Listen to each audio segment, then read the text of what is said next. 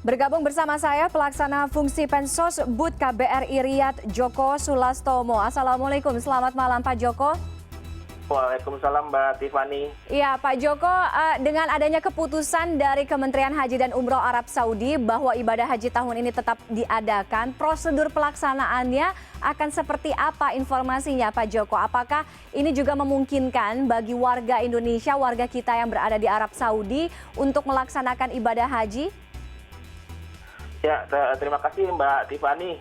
Ya memang tadi malam sekitar pukul 9.30 waktu Arab Saudi kita menerima kabar yang membahagiakan dari Kementerian Haji dan Umroh Kerajaan Arab Saudi yang memastikan bahwa ibadah haji tahun 2020 itu akan dilaksanakan.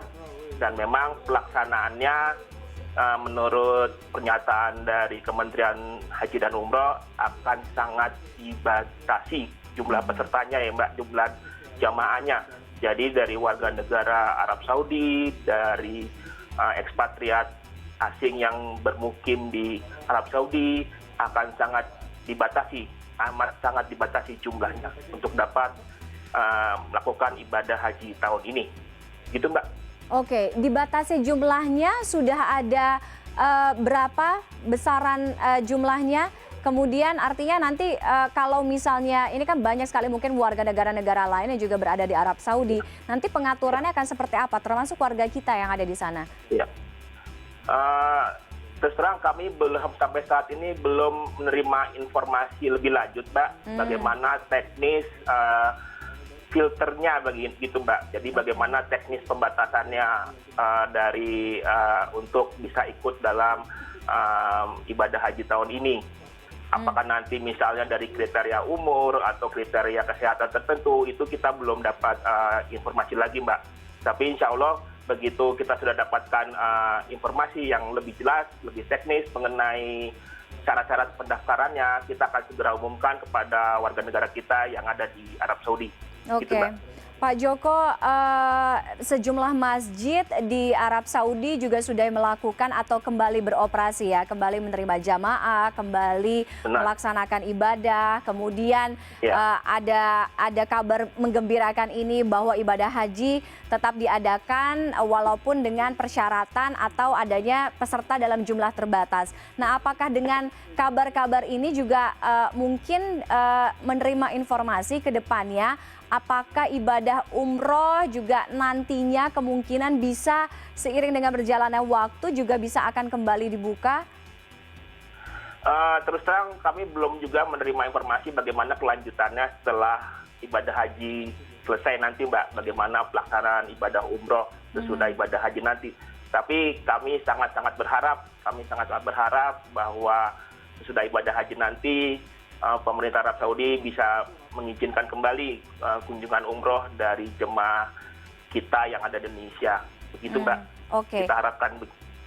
Kondisi di Saudi sendiri seperti apa sih Pak Joko? Mungkin bisa di-sharing ke kita lah sedikit banyak bagaimana kondisi di Saudi sendiri sekarang di tengah pandemi.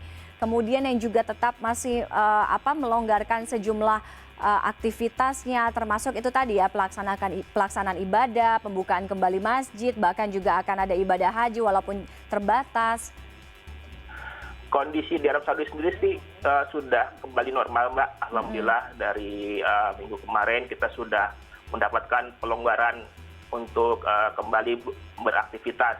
Semua toko, semua aktivitas ekonomi perdagangan sudah dibuka kembali. Tentu saja dengan pelaksanaan protokol-protokol kesehatan seperti memakai masker di tempat umum, kemudian memakai sarung tangan, kemudian ada pemeriksaan kesehatan di setiap pintu masuk toko, begitu Mbak. Dan perkantoran juga sudah buka kembali.